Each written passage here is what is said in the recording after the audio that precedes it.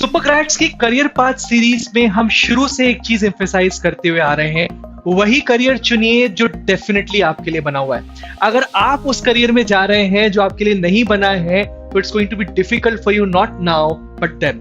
तो इसलिए बहुत जरूरी होता है कि करियर को पहले से समझ लें। आप 10th, 11th या 12th में मोस्टली पढ़ रहे होंगे।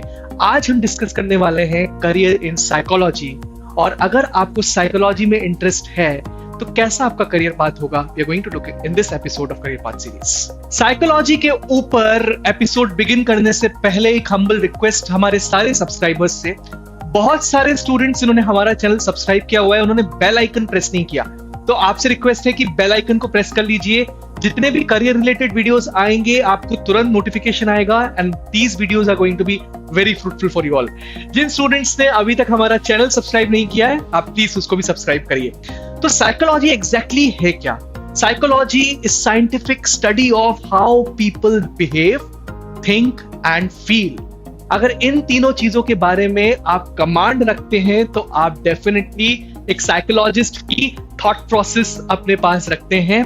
तो ह्यूमन ब्रेन रिलेटेड जितनी भी चीजें, चाहे वो मेमोरी रिलेटेड हो, कॉन्शियसनेस रिलेटेड हो, रीजनिंग रिलेटेड हो, और language to personality to mental health related हो, वो सबकी सब साइकोलॉजी के अंडर आती है। साइकोलॉजी को आप करियर के फॉर्म में देख रहे हैं तो 5-6 चीजें अभी से हम आपको बता देते हैं, बहुत इंपॉर्टेंट है। सबसे पहली बात, ये पैशन बेस्ड करियर है, इंटरेस्ट बेस्ड करियर है। अगर आपको साइकोलॉजी में इंटरेस्ट नहीं है या इस पर्टिकुलर फील्ड में पैशन नहीं है तो भूल जाइएगा। हो सकता है मैनेजमेंट में आपको इंटरेस्ट नहीं है, पैशन नहीं है, आप उस फील्ड में चले गए, लेकिन वो फील्ड फिर भी आपको काफी सारे फ्रूट्स दे सकती है। लेकिन साइकोलॉजी ऐसी फील्ड है, अगर इसमें आपका इंटरेस्ट नहीं है और आप इस फील्ड में चले जाते हैं तो आपका करियर बहुत बुरी तरीके से पिट सकता है आने वाले टाइम में। एक इंपॉर्टेंट बात और, यहां पर बहुत सब्र की जरूरत है। यहां पर ग्रेजुएशन के बाद, इनफैक्ट पोस्ट ग्रेजुएशन के बाद भी आपको मनी रिलेटेड हैप्पीनेस नहीं मिलने वाली, आपको वेट करना होगा। जैसे एक फिजिशियन आपके पर्टिकुलर सोसाइटी में आकर अपने पांव जमाता है, धीरे धीरे जितने भी लोग हैं उस पर्टिकुलर डॉक्टर या फिजिशियन के ऊपर भरोसा करने लगते हैं।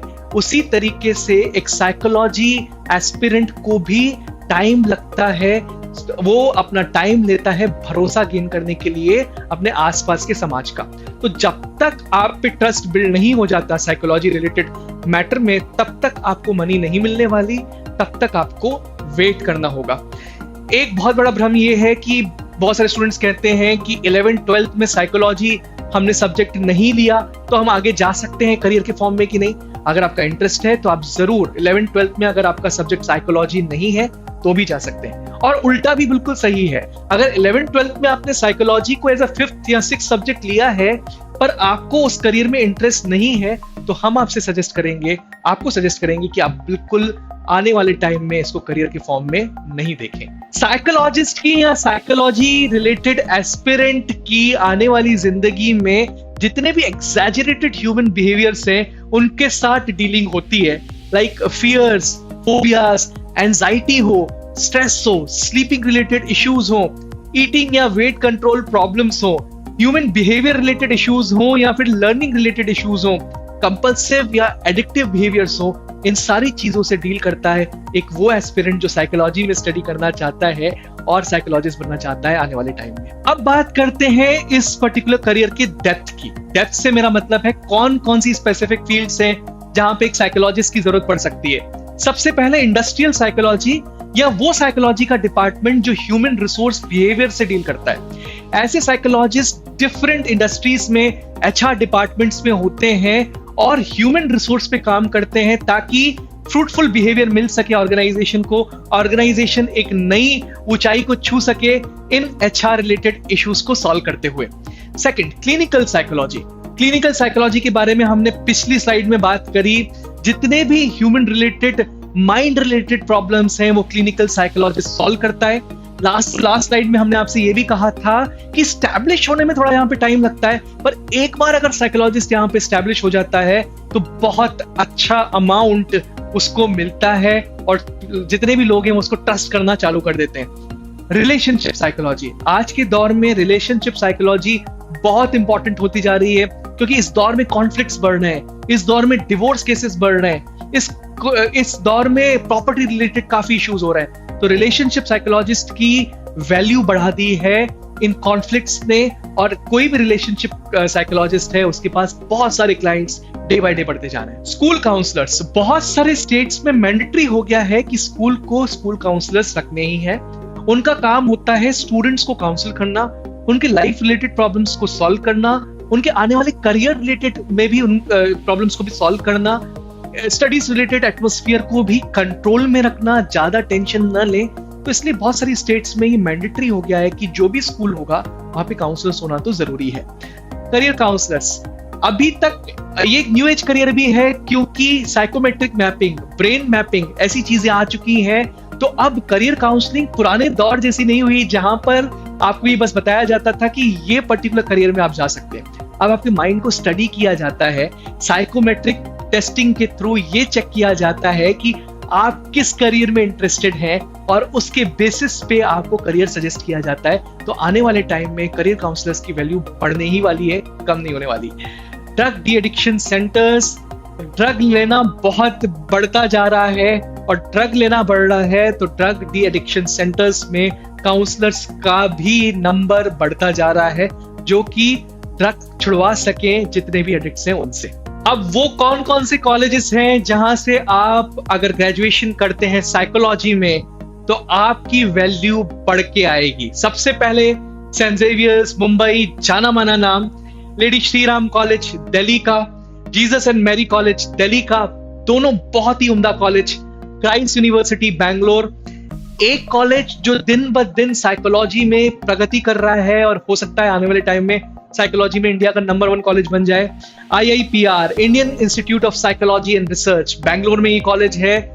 Last but not the least Fergusson college, बहुत पुराने, बहुत समय से साइकोलॉजी का कोर्स चला रहा है Fergusson college Pune. Career path series की सबसे इंपॉर्टेंट स्लाइड आप देख रहे हैं। आपको ये पता होना चाहिए कि अगर आपके अंदर कुछ ऐसे स्किल्स हैं जो कि साइकोलॉजी रिलेटेड हैं, तो आप डेफिनेटली इस करियर पाथ में जा सकते हैं।